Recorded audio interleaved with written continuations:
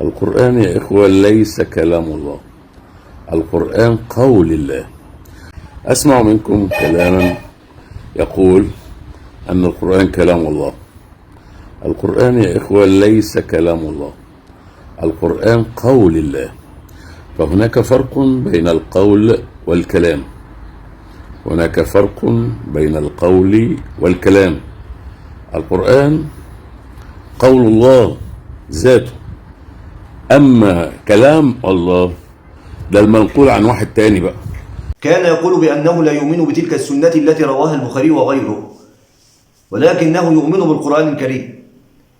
ثم هو يقول بأن القرآن ليس كلام الله، ومفاد كلامه أن القرآن ليس كلام الله كمفاد قول الجهمية الأوائل بأنه مخلوق، أو قول من قال بأنه عبارة عن كلام الله وليس كلام الله حقيقة. فإذا كنت تؤمن بكتاب الله تعالى وتؤمن بالقرآن الكريم، لم يمر عليك قول الله تعالى: وإن أحد من المشركين استجارك فأجره حتى يسمع كلام الله. ألم يمر عليك قول الله تعالى: سيقول المخلفون إذا انطلقتم إلى مغانم لتأخذوها ذرونا نتبعكم يريدون أن يبدلوا كلام الله. ألم تمر عليك هاتان الآيتان في كتاب الله تعالى فتقول بأن القرآن ليس كلام الله؟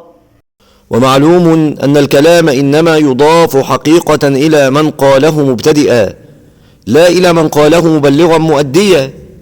قال الله تعالى: يا أيها الرسول بلغ ما أنزل إليك من ربك وإن لم تفعل فما بلغت رسالته والله يعصمك من الناس.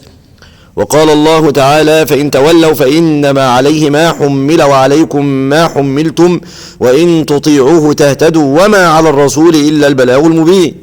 وقال الله تعالى: فإن أعرضوا فما أرسلناك عليهم حفيظا إن عليك إلا البلاغ.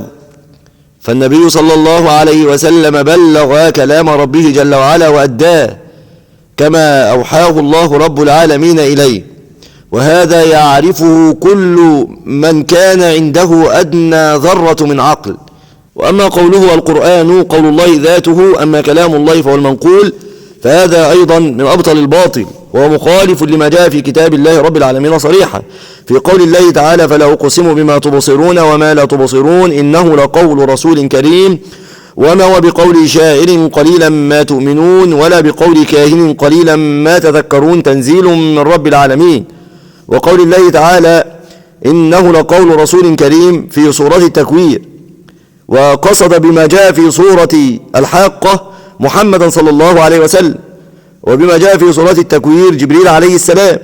والإضافة في كلتا الآيتين إنما هو التبليغ، لأن من حق الرسول أن يبلغ عن المرسل، لا أن القرآن كلام الرسول الملكي ولا البشري، كما بين الله رب العالمين في قوله: تنزيل من رب العالمين. فافهم ذلك جيدا.